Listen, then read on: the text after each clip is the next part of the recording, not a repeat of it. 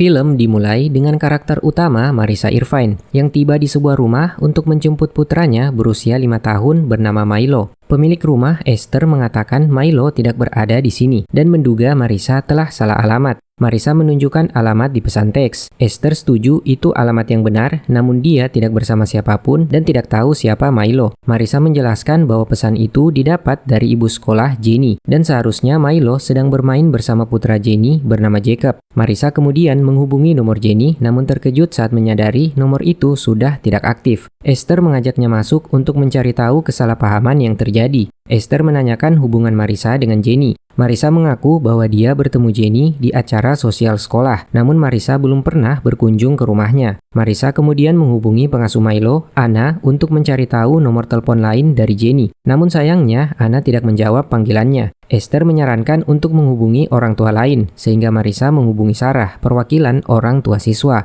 Namun dalam panggilan itu, Sarah memberi kabar mengejutkan bahwa ternyata Milo tidak sedang bermain dengan Jacob, karena Jacob sekarang sedang bermain di bawah pengawasannya bersama siswa-siswa lain. Saat Marissa mulai panik, Esther mengambil alih panggilan dan meminta Sarah mengirimkan nomor telepon Jenny, dan Esther langsung menghubunginya. Namun ternyata Jenny mengakui bahwa dia sedang sibuk bekerja dan tidak pernah mengirimkan pesan apapun ke Marissa terkait acara bermain bersama. No, I'm so sorry, but I didn't. I'm not crazy. It's on my phone. You sent me a text. I promise I didn't. Marissa menghubungi suaminya, Peter Irvine, berharap Peter telah menjemput Milo, namun Peter mengkonfirmasi dia tidak sedang bersama Milo. Esther mengantar Marissa yang panik pulang, berharap seseorang telah mengantar Milo. Namun Marissa hanya menemukan saudara Peter, Brian, yang tinggal di wisma tamu. Beberapa saat kemudian, Peter tiba, dan setelah sadar bahwa Milo telah menghilang, mereka memutuskan menghubungi polisi. Dan saat polisi tiba, Marissa menjelaskan kejadian terakhir sebelum Milo menghilang, bahwa pagi ini dia mengantar Milo ke sekolah, dan di siang harinya Marissa mendapat pesan teks dari Jenny yang mengundang Milo bermain bersama Jacob. Marissa tidak dapat menolak undangan itu karena pengasuh Milo, Anna, mengambil cuti beberapa hari untuk menghadiri acara keluarga di luar kota. Sementara Marissa harus menghadiri pertemuan penting di kantornya, sehingga undangan Jenny terasa sangat membantu. Marissa juga memberitahu kepolisian bahwa dia tidak pernah memeriksa nomor tersebut karena Marissa tidak menyimpan semua nomor telepon ibu sekolah. Namun Marissa berasumsi pesan itu dari Jenny karena pesan teks itu ditandatangani dengan nama Jenny. Sementara itu, Jenny menghubungi Sarah. Mereka membahas panggilan aneh Marissa sebelumnya. Sarah bertanya-tanya tentang mengapa penculik mengirimkan pesan dan mengaku sebagai Jenny. Hal itu memicu Jenny mengingat kilas baliknya, di mana 2 bulan sebelumnya para orang tua berkumpul untuk membahas kalender anak-anak mereka, sementara Milo bersama anak-anak lain bermain di sebuah taman. Pada waktu yang sama, Anna, pengasuh Milo, dan Carrie, pengasuh Jacob, bertemu di taman bermain, dan Anna memperkenalkan Milo kepada Carrie. Which one is yours? Milo, Irvine. Oh, he's a sweet one. He's perfect. Kembali ke saat ini, di rumah Marissa, Colin, rekan bisnis Marissa, tiba dan memberikan dukungan bersama kedua saudara Peter, Leah, dan Brian yang tinggal di wisma tamu. Di samping itu, Marissa terus berupaya menghubungi ponsel Anna. Namun Marissa terkejut tatkala menemukan ponsel Anna berada di sofa teras. Polisi kemudian menyita ponsel Anna sebagai barang bukti, namun Anna tiba-tiba muncul dan terkejut saat orang-orang menanyakan keberadaan Milo. Anna menegaskan bahwa dia tidak mengetahui keberadaan Milo dan kedatangannya hanya untuk mengambil ponselnya yang dia lupa. Namun tepat pada saat itu, polisi memberi kabar dari guru sekolah Milo bahwa Milo ternyata dijemput saat pulang sekolah oleh seorang wanita bernama Carrie Finch yang tak lain pengasuh Jenny. Who is Carrie Finch? I'm Carrie, by the way.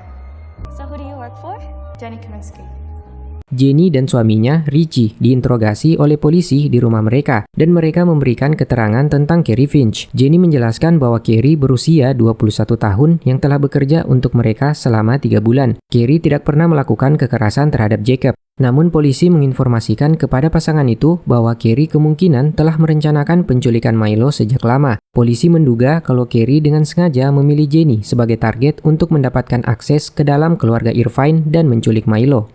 Setelah polisi pergi, Jenny menyampaikan ketakutannya dan mulai merasa bersalah karena telah mempekerjakan Carrie, yang membuatnya memiliki akses ke sekolah dan menculik Milo. Jenny berniat pergi menemui Marissa untuk meminta maaf, namun Richie menentangnya karena menurutnya dengan meminta maaf sama saja memberi isyarat bahwa mereka bertanggung jawab. Scene kemudian mundur, tepatnya 10 hari sebelum penculikan Milo. Di acara orang tua sekolah, Marissa dan Jenny bertemu dan tanpa sengaja menggunakan gaun yang sama. Mereka kemudian mengobrol sambil minum-minum di kamar mandi. Namun dalam pertemuan itu, Jenny tanpa sengaja melihat bekas luka pada bahu Marissa.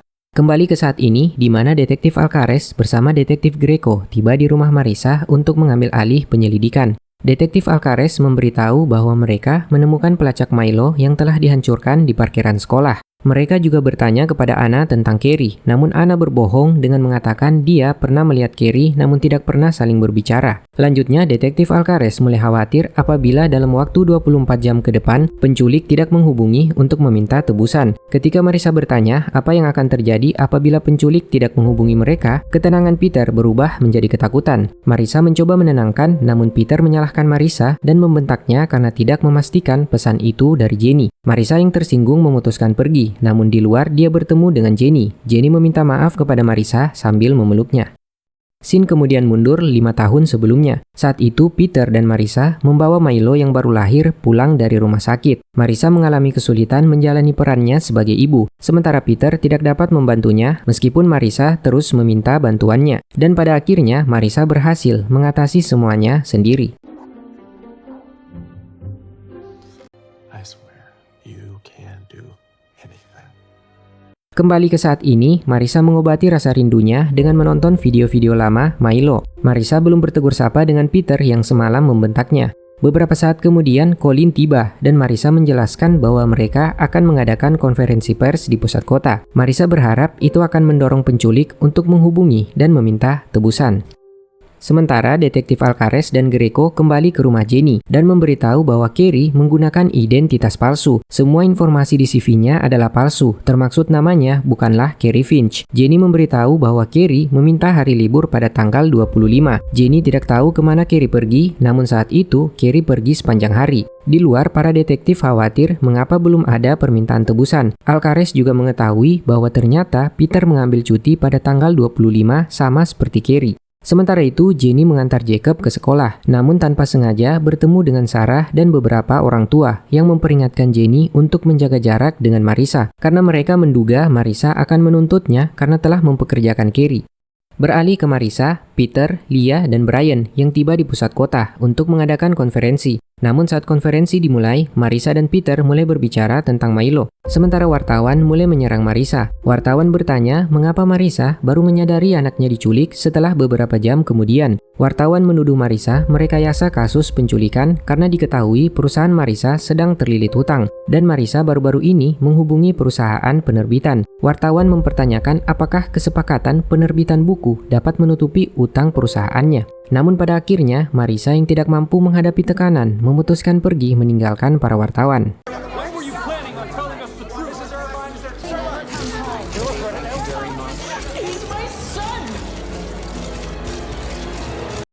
Sementara itu, Jenny yang meskipun mendapat tekanan dari orang-orang agar menjauhi Marissa, Jenny tetap memberikan dukungannya. Dalam momen kedekatan mereka, Jenny memberitahu bahwa Carrie sempat mengambil cuti pada tanggal 25. Marissa mengingat bahwa di tanggal tersebut Peter akan menghadiri konferensi. Marissa kemudian menghubungi asisten Peter, namun secara mengejutkan, asisten tersebut mencari dan menemukan bahwa Peter tidak berada di kantor dan tidak ada konferensi di tanggal 25. Marissa kemudian langsung menuduh Peter berselingkuh dengan Carrie. Peter akhirnya mengakui bahwa di tanggal tersebut dia menemui dokter ahli bedah saraf untuk membahas syarat kemungkinan operasi pada tulang belakang Brian. Peter bersumpah kepada Marissa bahwa dia begitu mencintainya dan Milo, dan meyakinkan Marissa dia tidak akan pernah berselingkuh.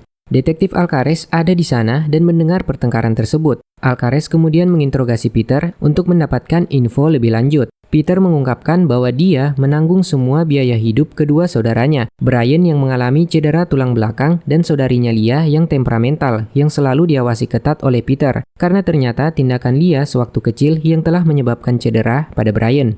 Beberapa waktu kemudian, Detektif Greco menghubungi Alcares dan melaporkan bahwa mereka telah menemukan mobil Carrie yang ditinggalkan di lokasi antah berantah. Alcares meyakini bahwa Carrie telah meminta seseorang untuk menjemputnya setelah membuang mobil itu, dan itu artinya Carrie tidak bekerja sendirian. Di rumah, Marissa ditemani oleh Jenny yang terus menjadi pendampingnya. Di sana mereka mendapat telepon dari toko kue yang mengkonfirmasi kue ulang tahun Milo yang akan datang. Hal itu memicu Jenny dan Marissa untuk memeriksa kartu kredit yang diberikan kepada pengasuh mereka. Dan kartu itu menunjukkan bahwa di setiap hari Selasa, Carrie dan Anna selalu berada di toko yang sama untuk membelikan makanan kepada Jacob dan Milo, yang menandakan kalau mereka saling mengenal. Marissa akhirnya menyadari tentang kebohongan Anna yang tidak mengenal Carrie. Di lokasi yang berbeda, kita diperlihatkan Carrie yang saat itu sedang merubah riasannya dan tinggal di lokasi terpencil di pinggir laut. Carrie menggunakan rambut wig yang tak lama kemudian Milo berlari menghampirinya dan memuji penampilan baru dari Carrie. Carrie menawarkan Milo untuk merubah warna rambutnya. Maybe we should try with you. Mom, my dad. But I told you. Your mom trusts me. Namun belum sempat itu terjadi, ketukan pintu terdengar. Carrie menyuruh Milo untuk bersembunyi dan Carrie membuka pintu yang ternyata pemilik properti. Wanita itu memberikan kunci cadangan dan tanpa sengaja menyaksikan berita dan mulai bergosip dengan Carrie tentang bagaimana penculikan Milo diduga direkayasa oleh Marissa. Carrie yang panik secara tersirat mengusir pemilik properti.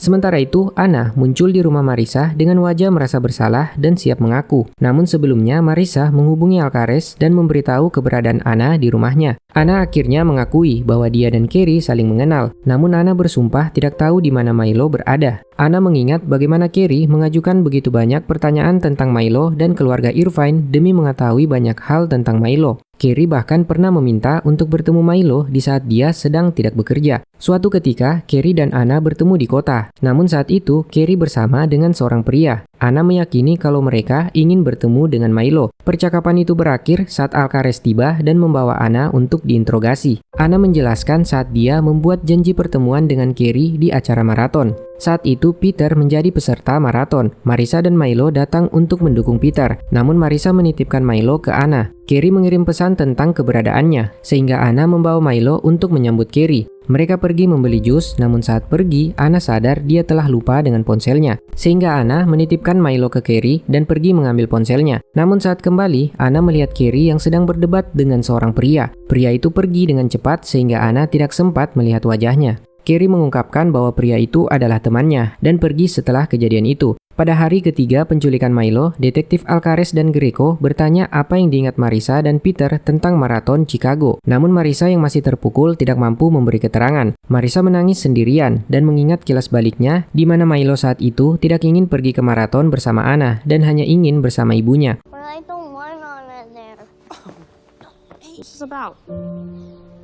Whenever Anna comes, it means you go to work. Dan Marissa ternyata meninggalkan Milo bersama Anna karena saat itu Marissa menemui rekan bisnisnya untuk membahas tentang pekerjaan. Marissa menyadari bahwa saat itulah para penculik memiliki akses menculik Milo. Marissa juga menjadi yakin bahwa semua ini adalah kesalahannya. Beberapa waktu kemudian, Colin tiba dan menawarkan bantuan ke Marissa. Colin berencana membentuk tim sukarelawan untuk menyisir area sekitar sekolah Milo. Marissa berterima kasih ke Colin dan Colin merasa bersyukur karena Marissa mau menjadikannya rekan bisnis meskipun Colin memiliki masalah judi. Terungkap juga kalau Colin sedang dalam masalah. Dia mengambil uang dari rekening klien dan belum mampu mengembalikannya. Sementara itu, Peter mendapat panggilan mengejutkan dari seorang pria. Pria itu mengaku telah menculik Milo dan meminta Peter menyiapkan uang tebusan. Peter diminta untuk merahasiakan panggilan ini, dan apabila Peter membocorkan, maka dia tidak akan pernah melihat Milo lagi. Segera setelah itu, Peter menghubungi manajer akunnya dan meminta untuk mengosongkan rekeningnya. Peter berbohong kepada Marissa bahwa dia akan berkendara untuk menjernihkan pikirannya. Namun kenyataannya, Peter menemui manajer akunnya untuk mengambil uang tebusan. Di lokasi yang berbeda, Jenny menemui orang penting bernama Lee Logan. Jenny bekerja pada industri penerbitan dan ingin menjadikan Lee Logan sebagai kliennya. Jenny mencoba meyakinkannya bahwa dia berbeda dari agen penerbitan lainnya. Dalam perjalanan pulang, Jenny mendapat kabar dari asisten Lee bahwa Lee menerima proposal mereka dan ingin mereka menangani seluruh katalognya. Jenny pulang dengan bahagia hanya untuk mendapati suaminya yang mengeluh betapa sulitnya merawat Jacob. Richie membuat sandwich untuk dirinya sendiri dan pergi meninggalkan kekacauannya yang membuat Jenny merasa kesal. Di kantor polisi, Alcares menemui Yuko dari tim digital forensik. Alcares meminta Yuko untuk mengidentifikasi wajah pria yang berdebat dengan Carrie. Mereka mencoba memanfaatkan kamera di setiap bangunan dan berbekal sistem pengenalan wajah, akhirnya mereka berhasil melihat dengan jelas wajah pria yang berdebat dengan Carrie selama acara maraton. Pada waktu yang sama, Esther, wanita yang ditemui Marissa di awal film, pulang ke rumahnya dan terlihat foto pria yang sama persis dengan pria yang berdebat dengan Carrie saat di acara maraton.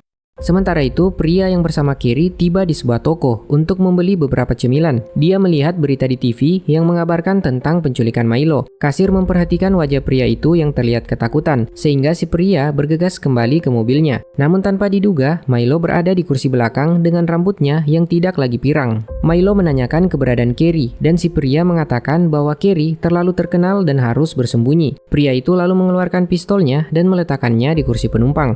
Di tempat lain, Alcaraz bersama istrinya, Casey, mendiskusikan kemungkinan mendaftarkan putra mereka, Sam, yang berkebutuhan khusus di sekolah yang lebih baik melalui undian. Di pagi harinya, Alcaraz memberitahu wajah pria penculik Milo telah teridentifikasi. Casey khawatir kalau pria itu akan berbuat hal buruk kepada Milo.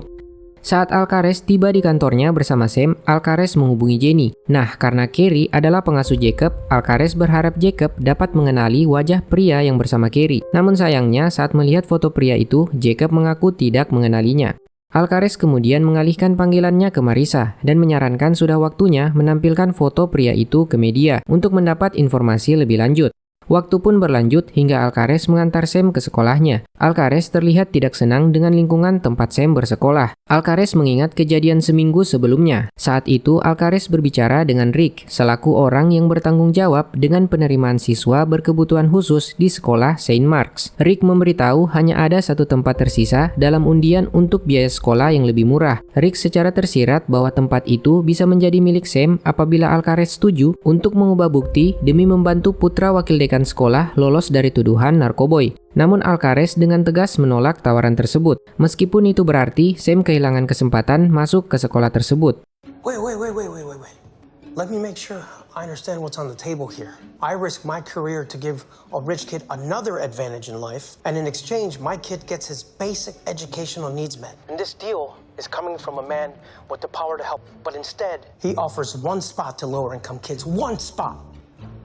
Fuck it. Fuck him. I'm not that guy, pal. Answer's no.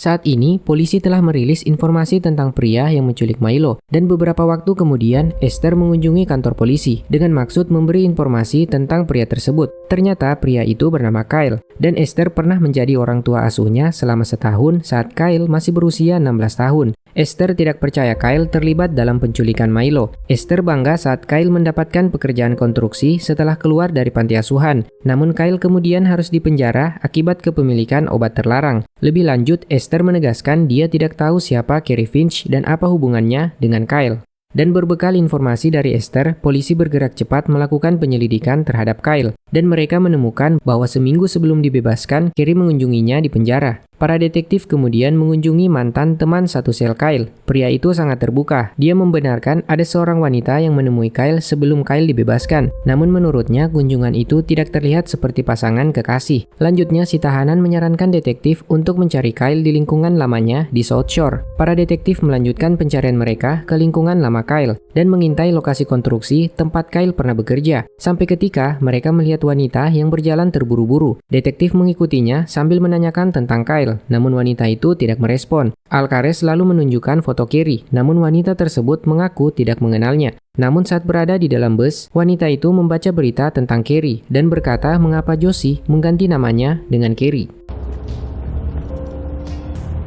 Carrie Finch. Where'd you come up with that name, Josie? Alcaraz kemudian kembali menemui Marissa. Dia melihat gambar berwarna dari Milo dan memuji hasil karyanya. Alcaraz kemudian bertanya kepada Marissa terkait permintaan tebusan secara rahasia yang dilakukan oleh penculik. Namun Marissa menegaskan dia tidak menerima permintaan apapun. Alcaraz menduga mungkin Peter telah menerima permintaan tersebut dan menyembunyikannya dari Marissa. Namun Marissa bersikeras bahwa suaminya tidak akan menyembunyikan sesuatu yang begitu penting.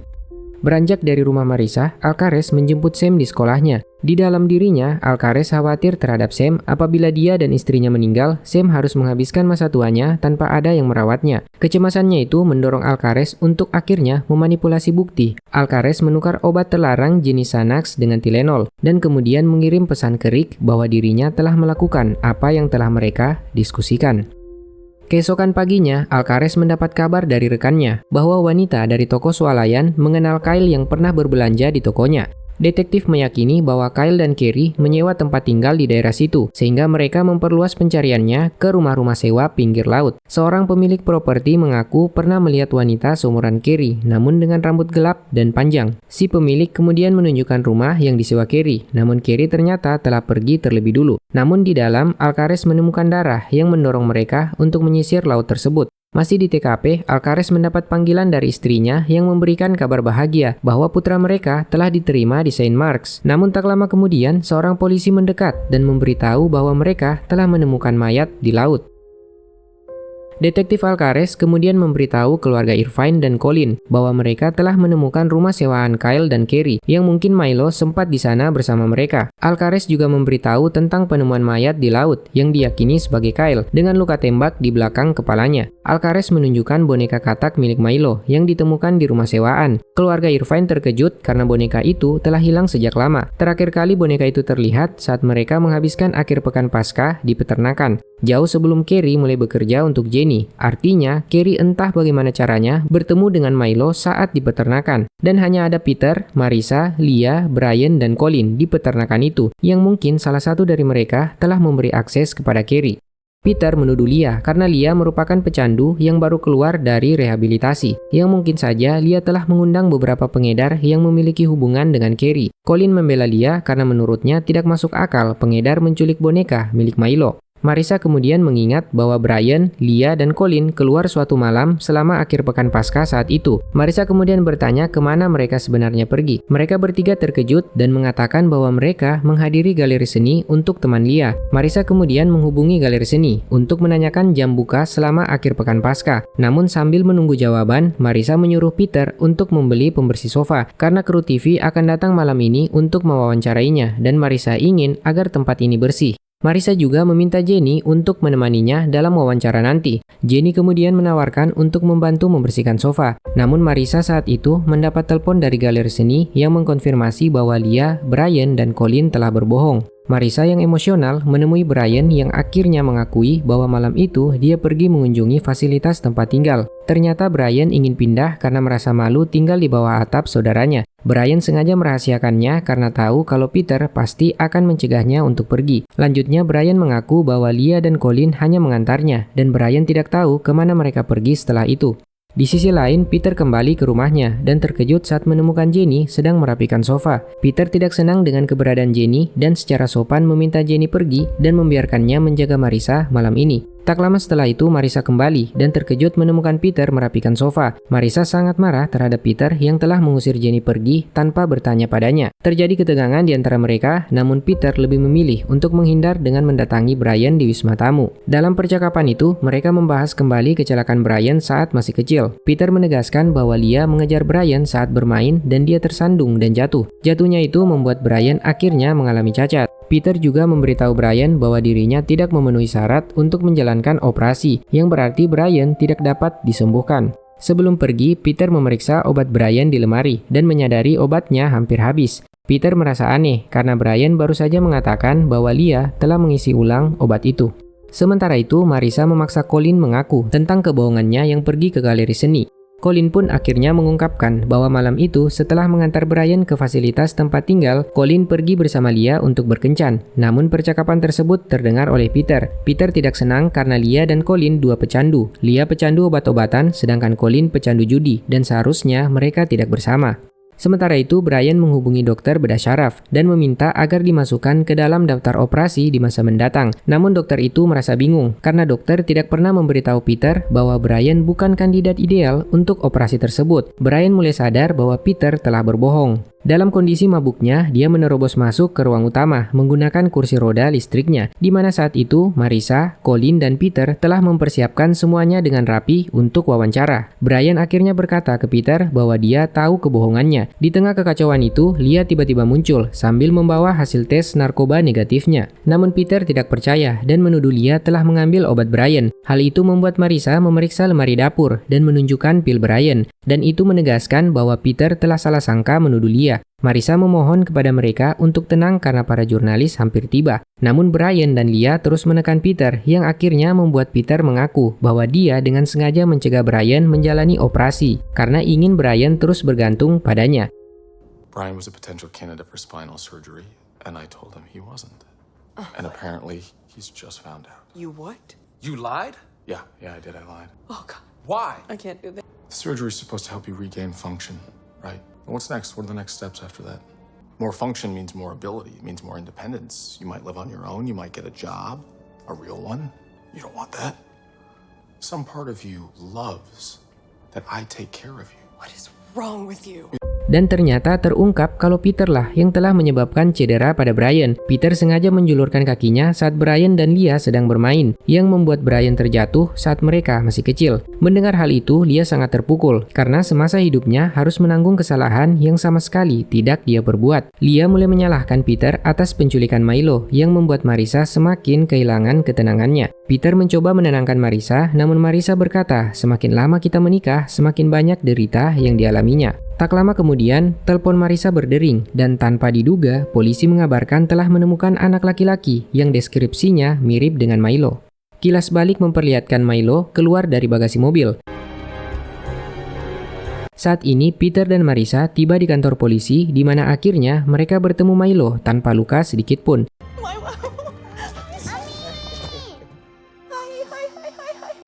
Your face is all wet. Yeah, I'm sorry, sweetheart. Are you okay? Yeah, why? I don't... Where's Carrie? Dan anehnya, Milo menganggap penculikannya sebagai perjalanan berlibur. Alcares kemudian mencoba menggali informasi tentang Carrie dari Milo. Namun Milo mengaku tidak tahu siapa yang mengantarnya ke parkiran. Yang dia ingat hanya seseorang menutup matanya dan diminta naik ke bagasi mobil. Namun saat interogasi itu berakhir, Marissa tidak bisa menutupi perasaannya bahwa Milo dikembalikan, bukan ditemukan. Peter dan Marissa akhirnya membawa Milo pulang untuk beristirahat. Di kamar Milo, Marissa mengungkapkan kekhawatirannya akan Carrie yang akan kembali untuk Milo, mengingat Milo dikembalikan secara tiba-tiba. Sementara itu, Alcares dan Greco tiba di lokasi tempat Milo ditemukan. Alcares memutuskan untuk melakukan pemeriksaan motel-motel yang ada di area sekitar. Keesokan harinya, detektif Alcares dan Greco kembali ke rumah Marissa untuk meminta Milo mengidentifikasi motel tempat dia menginap, dan Milo menunjuk satu kamar. Sebelum pergi, Alcares meyakini bahwa Milo dikembalikan karena uang tebusan telah dibayarkan. Namun Marissa kembali menegaskan bahwa mereka tidak pernah menerima permintaan tebusan. Beranjak dari rumah Marissa, para detektif menerobos masuk di motel yang diidentifikasi Milo. Dan tanpa diduga, mereka menemukan mayat seorang pria yang tewas akibat benturan keras di kepala. Mereka juga menemukan kue ulang tahun untuk Milo. Mereka mulai bertanya-tanya apa hubungan antara pria yang tewas itu dengan Carrie. Alcares kemudian menghubungi Marissa dan memberitahu tentang mayat tersebut. Alcares menduga bahwa pria itu dibunuh oleh Carrie, dan sudah dua pria yang mereka duga dibunuh oleh Carrie. Hal itu membuat Marissa semakin takut. Dia yakin Carrie akan kembali untuk Milo, sehingga mereka memutuskan untuk meningkatkan keamanan di sekitar rumah. Marissa kemudian mencari monitor bayi lama, namun dia dikejutkan saat menemukan tas berisi uang tebusan di lemari Peter. Marissa menekan Peter dan Peter akhirnya mengakui telah menerima panggilan permintaan uang tebusan. Namun penculik tidak pernah menelpon kembali. Itulah sebabnya uang itu masih ada. Peter bersikeras bahwa apa yang dilakukannya untuk melindungi keluarganya. Tak lama kemudian, Alcares menghubungi Marissa dan memberitahu bahwa mayat di hotel telah diidentifikasi bernama Rob Murphy yang merupakan bandar judi. Namun Marissa mengungkapkan tidak mengenal nama tersebut. Peter menekan Marissa untuk tidak mengatakan tentang uang tebusan itu. Meskipun sempat ragu, Marissa setuju untuk merahasiakannya. Di lokasi yang berbeda, Jenny sedang rapat presentasi dengan Logan. Namun Jenny mendapat telepon dari Sarah yang memintanya untuk menjemput Jacob lebih awal dari acara bermain. Saat Jenny tiba, Sarah mengatakan bahwa dia telah mencoba menghubungi Richie, tetapi Richie tidak menjawab. Padahal Sarah melihat Richie di taman duduk santai di dalam mobilnya. Jenny pergi dengan rasa kesal dan menghampiri Richie di taman yang saat itu sedang bersantai.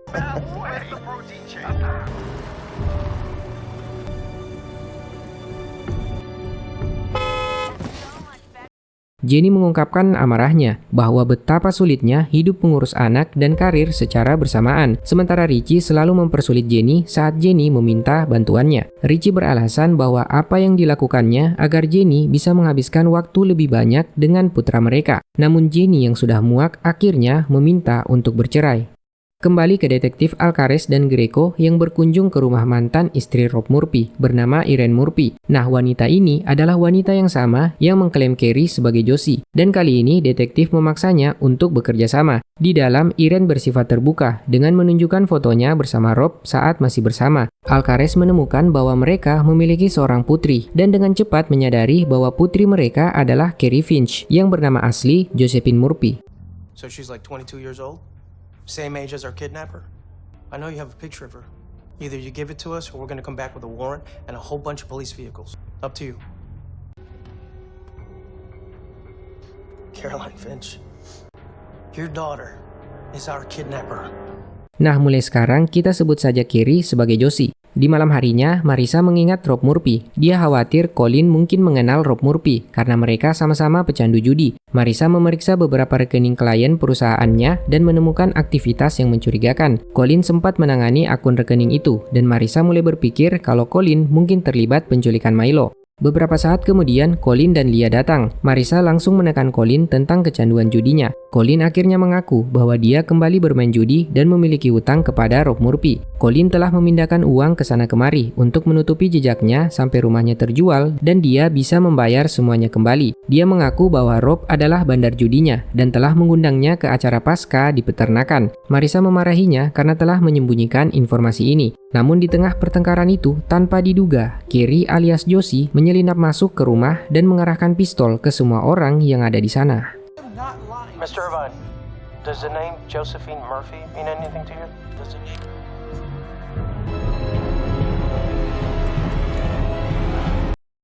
Scene kemudian mundur 6 tahun sebelumnya. Saat itu Josie yang berumur 16 tahun tinggal di sebuah rumah mobil bersama kekasihnya, Kyle. Mereka segera akan memiliki bayi. Josie bertekad untuk membelikan barang-barang bagus untuk bayinya nanti, tetapi mereka tidak memiliki uang. Josie menggunakan kartu kredit yang dia buka atas nama ibunya dan mulai membeli beberapa perlengkapan bayi keinginannya. Kyle berniat membantu, namun sayangnya dia harus tertangkap karena kepemilikan obat-obatan terlarang. Being arrested for trafficking a Schedule II substance.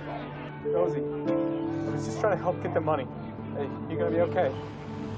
I love you. I love you.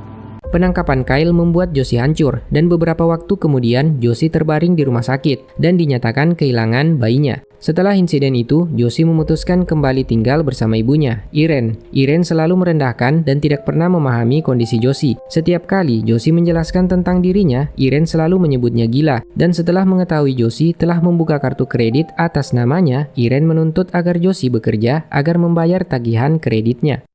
5 tahun kemudian, Josie bekerja sebagai pelayan di bar milik ayahnya, Rob Murphy, dan telah melunasi utang kredit ibunya. Josie menginginkan ikut dengan ayahnya, namun Rob menolak. Tetapi Rob mengizinkan Josie bekerja dengannya, agar suatu hari nanti Josie bisa memiliki tempat tinggalnya sendiri.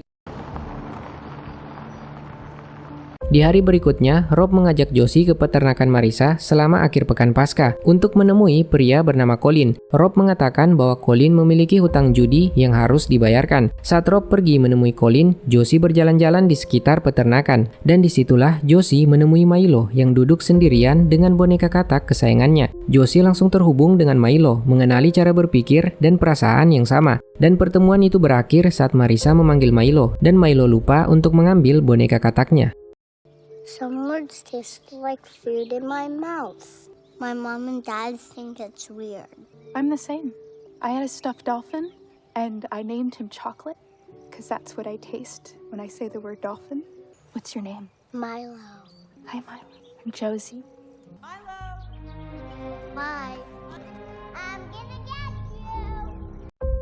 Dan sejak saat itu, Josie mulai mencari tahu Milo dan keluarganya melalui sosial media dan mulai menguntit Milo di kehidupan nyata.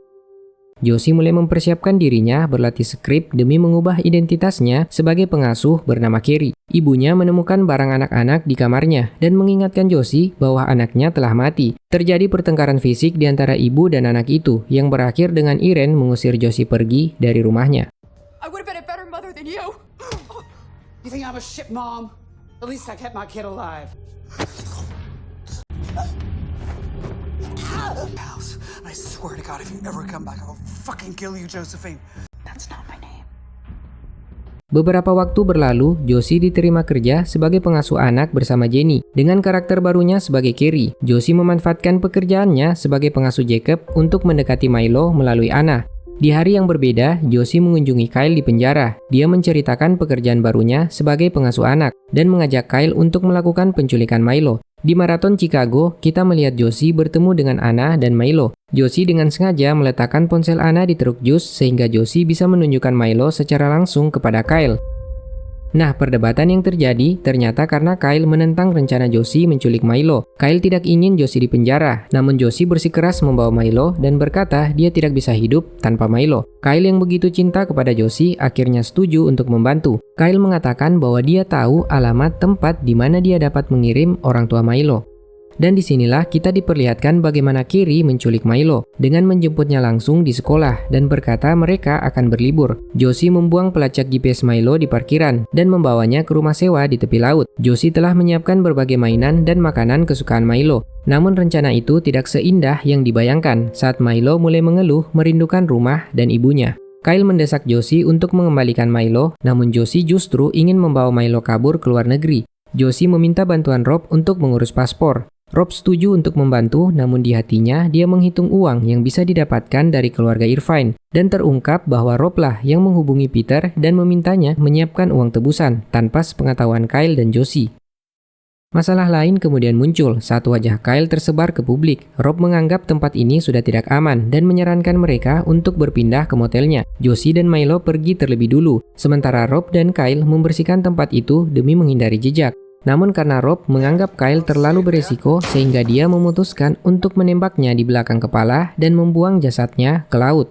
Di motel, Josie menemukan pistol Rob di laci lemari dan memutuskan memindahkannya ke tempat lain. Beberapa saat kemudian Rob tiba dan berbohong bahwa Kyle telah melarikan diri. Rob meminta Josie untuk membelikan kue untuk Milo yang sebentar lagi akan berulang tahun yang ke-6. Namun sekembalinya Josie ke motel tanpa diduga, Josie menemukan ayahnya yang telah tewas di lantai dan Milo yang telah menghilang.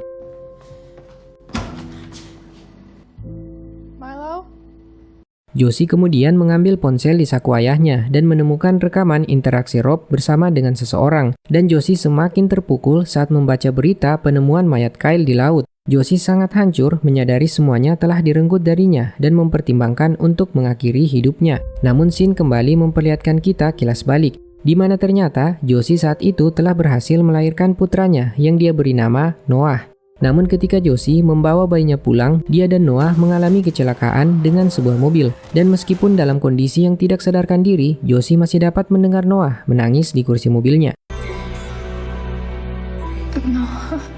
Di rumah sakit, Josie meyakinkan perawat bahwa bayinya masih hidup dan bahwa dia mendengar bayinya menangis. Namun perawat berulang kali mengatakan bahwa bayinya telah meninggal dan yang didengar Josie suara tangis dari bayi lain. Dalam kilas balik lainnya, kita diperlihatkan Josie yang mengunjungi Kyle di penjara. Josie mencoba meyakinkan Kyle bahwa bayi mereka masih hidup dan bahwa Josie mendengar suara tangisannya. Dalam kilas balik lainnya, di acara maraton, Kyle mengejar Josie, di mana Kyle akhirnya mempercayai keyakinan Josie setelah melihat wajah Milo yang sama persis dengan ayahnya. Nah, kembali ke saat ini, di mana sebelumnya Josie menyelinap masuk ke rumah keluarga Irvine dan mengarahkan pistol ke semua orang. Dan Josie akhirnya memberitahu mereka bahwa Milo adalah putranya.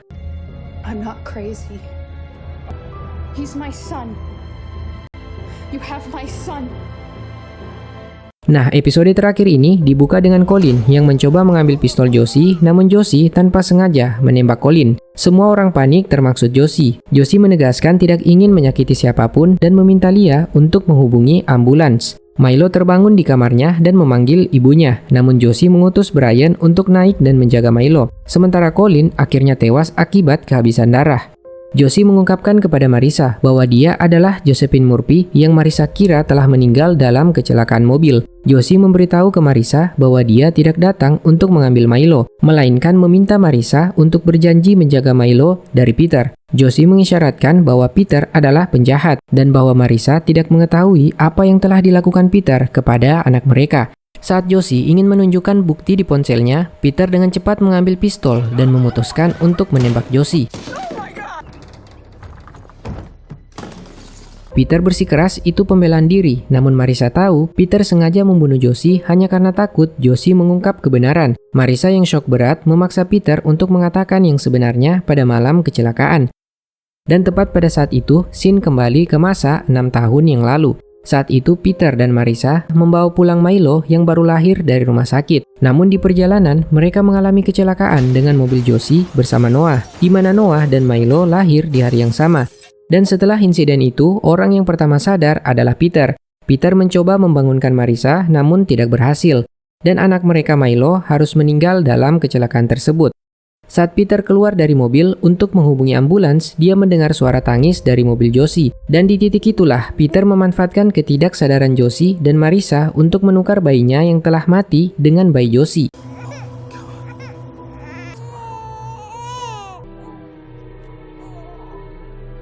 Mendengar kenyataan tersebut, Marissa sangat terpukul. Peter melakukan ini karena menganggap Josie telah meninggal. Peter tidak merasa bersalah dan justru menganggap apa yang dilakukannya benar karena telah menyelamatkan Marissa dari rasa sakit kehilangan seorang anak. Peter menekan Marissa untuk merahasiakan hal ini agar mereka tidak kehilangan Milo. Marissa segera mengambil ponsel Josie yang sebenarnya ponsel Rob Murphy sebelum akhirnya polisi menerobos masuk. Peter dan Marissa kemudian menghadapi interogasi dari Alcaraz dan Greco yang menanyakan tujuan Josie datang ke rumah mereka. Peter berbohong bahwa Josie hanya ingin membunuh semua orang. Detektif merasa aneh karena menurut keterangan saudara-saudara Peter, Josie mengizinkan Leah menelpon ambulans untuk Colin dan membiarkan Brian menjaga Milo di kamar. Menurutnya itu bukan tindakan seseorang yang hanya datang untuk membunuh. Pada akhirnya, Marissa membiarkan kebohongan keluar dari mulut Peter. Karena jauh di dalam dirinya, dia tahu bahwa jika mereka mengetahui Milo bukan anak kandungnya, Milo bisa diambil darinya. Setelah Marissa bisa pergi, dia memutar rekaman yang ingin Josie putar sebelum dia ditembak. Dan di sini kebohongan Peter kembali terungkap bahwa Peter berada di motel untuk memberi uang tebusan ke Rob. Namun Rob membuat kesalahan dengan mengancam akan membocorkan asal-usul Milo kepada media. Dan di saat Rob mengecek uang itu, disitulah Peter membunuhnya. Dan berbekal bukti tersebut, Peter akhirnya mengakui perbuatannya. Peter terpaksa membunuh Rob karena menganggap Rob akan terus memerasnya dan tidak akan pernah membiarkan mereka hidup aman. Peter juga mengaku bahwa dialah yang telah mengembalikan Milo yang saat itu berada di kamar mandi. Peter menutup matanya dan memintanya masuk ke bagasi mobil. Peter menempatkan mobil itu di sekitar motel karena percaya polisi pasti akan menemukan Milo. Marissa semakin ketakutan dengan setiap pengungkapan suaminya. Dan dengan penuh keraguannya, Marissa memberikan bukti rekaman itu ke Peter untuk dihancurkan. Sementara itu, para detektif menyatakan kematian Josie sebagai pembelaan diri. Dan meskipun mereka tidak mengetahui cerita lengkapnya, mereka resmi menutup kasus penyelidikan pembunuhan Josie. Peter merasa lega mendengar hal tersebut karena berpikir dia terbebas dari kejahatannya. Sementara Marissa tahu Peter berbahaya. Dia takut suatu saat nanti Peter akan menyakiti Milo dan memastikan Milo akan terus bergantung padanya. Marissa kemudian menceritakan semuanya kepada Jenny, di mana Marissa mulai merasa dirinya terjebak. Dia khawatir tidak bisa menceraikan Peter dan membawa Milo pergi. Sedangkan melapor ke polisi, mereka akan mengambil Milo. Jenny bersikeras bahwa Milo putra Marissa dan Marissa harus mempertahankan hak asuhnya. Meskipun mereka sadar Peter tidak bisa tetap berada di sisi Marissa. Nah, sebenarnya ada scene di awal episode yang menjelaskan bahwa Peter memiliki alergi ekstrim pada kedelai. Is your son on any medication, or does he have any allergies or illnesses or anything like that? No. Allergies, well, I mean... Yeah, I'm severely allergic to soy, so... Dan pada hari acara pemakaman Colin, Marissa menemui Peter di basement. Mereka mengobrol sejenak dan Marissa mulai mencium Peter dengan penuh gairah. Dan beberapa detik kemudian, Peter mulai merasakan alergi. Marissa panik dan mengatakan dia tidak memeriksa label pada makanan dan tidak sengaja mengkonsumsi kedelai. Peter segera mengambil EpiPen yang ada di jaketnya, namun Peter menyadari bahwa EpiPen-nya telah kadaluarsa 3 tahun yang lalu. Marissa dengan panik memanggil Leah dan menyuruhnya untuk menghubungi ambulans dan mengambil kotak P3K di bagasi mobilnya. Namun saat Leah kembali, dia mengkonfirmasi bahwa kotak P3K tidak berada di bagasi dan ambulans tiba 8 menit lagi. Peter tidak sempat mendapat pertolongan dan harus mati. Namun di napas terakhirnya, tanpa diduga, Marissa mengakui bahwa dia dengan sengaja mengatur alerginya atau dengan kata lain, Marissa sengaja meracuni Peter. Always have the emergency kit. That's true. I manage your allergy for you. Adegan kilas balik menjelaskan Marissa mengeluarkan kotak P3K dari mobil mereka dan menukar EpiPen yang masih aktif dengan EpiPen kadaluarsa di jaket Peter. Lia kemudian membawa pengacaranya untuk menghadapi interogasi dari Alcares dan Greco yang menanyakan tentang label makanan dan apakah Marissa tidak membaca label makanan sebelum mengkonsumsinya. Dalam kilas balik, sebenarnya Lia menyaksikan jelas kalau Marissa membaca label pada makanan di acara pemakaman. Namun mengingat perkataan Peter terakhir kali di pemakaman yang menyalahkan Lia atas kematian Colin, membuat Lia memilih melindungi Marissa dengan meyakinkan detektif bahwa Marissa tidak membaca label makanan di pemakaman. Di waktu yang berbeda, Alcares mendaftarkan Sam ke sekolah berkebutuhan khusus St. Mark's. Dalam sesi dengan psikiater, Alcares diminta mengisi formulir. Alcares memperhatikan ada pertanyaan tentang apakah anaknya melihat bentuk atau pola ketika mendengar sesuatu. Alcares menanyakan apa artinya. Psikiater menjelaskan bahwa bagi beberapa individu, ketika mereka mendengar kata tertentu, mereka mengaitkan warna dengan konsep abstrak. Alcares langsung teringat Milo yang sangat kreatif dengan warnanya setelah pernah melihat beberapa gambarnya. Psikiater menambahkan bahwa itu fenomena langka yang disebut sinestesia. Alcares kemudian menghubungi konselor Josie sewaktu di sekolah menengah. Konselor itu menjelaskan bahwa Josie selalu kewalahan karena kata-kata, rasa, dan warna yang selalu bercampur aduk di kepalanya. Alcares mengumpulkan bukti-bukti tersebut dan meyakini bahwa Milo adalah putra dari Josie karena sama-sama mengalami sinestesia yang hanya diwariskan melalui genetik. Alcares kemudian mendatangi rumah sakit dan menemui seorang paramedis, selaku orang yang pertama tiba di lokasi kecelakaan mobil 6 tahun yang lalu. Paramedis itu mengkonfirmasi bahwa satu-satunya orang yang tersadar saat dia tiba hanyalah Peter dan bayinya. Beralih ke Marissa yang setelah kematian Peter, dia memutuskan untuk pindah rumah di seberang rumah Jenny. Dan tepat pada saat itu, Alcares mengunjunginya dan mengungkap kebenaran yang akhirnya Alcares ketahui. Alcares menjelaskan tentang sinestesia, kondisi yang dialami Josie, dan karena kondisi ini dapat diwariskan, Milo pun mengalaminya. Alcares tidak menyalahkan Marissa atas penukaran bayi saat kecelakaan mobil yang dialaminya, karena dia tahu bahwa satu-satunya orang yang tersadar saat itu hanya Peter dan Noah. Meskipun tidak ada bukti bahwa Marissa telah membunuh Peter, Alcares tahu itu sangat mungkin terjadi, mengingat Marissa telah dibuat hidup di dalam kebohongan selama 6 tahun, sampai Josie datang dan mencoba memberitahu kejadian yang sebenarnya. Dan sebagai orang yang pernah melanggar hukum demi memasukkan putranya ke sekolah terbaik, Alcares tahu sejauh mana orang tua akan berupaya demi anak mereka. Alcares kemudian resmi menutup kasus ini dan pergi meninggalkan Marissa. Marissa kemudian membawa Milo ke rumah Jenny. Marissa dan Jenny minum-minum sambil tersenyum dan menyaksikan Jacob dan Milo bermain bersama.